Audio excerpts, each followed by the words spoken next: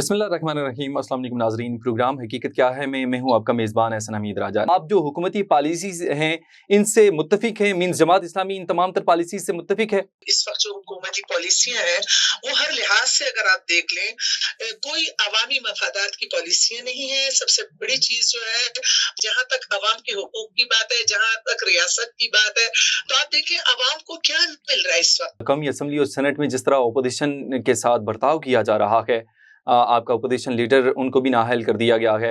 क्या पीटीआई के लिए मुश्किलात मज़ीद बढ़ रही हैं? आने वाले दिनों में क्या देख रही हैं आप? देखें, आपने अवाम की बात की, अवाम हमारे साथ नहीं है। हमारा सबसे बड़ा तो कसूर ही यही है कि अवाम हमारे साथ है। इमरान खान को इन्होंने क्यों बंद किया हुआ है?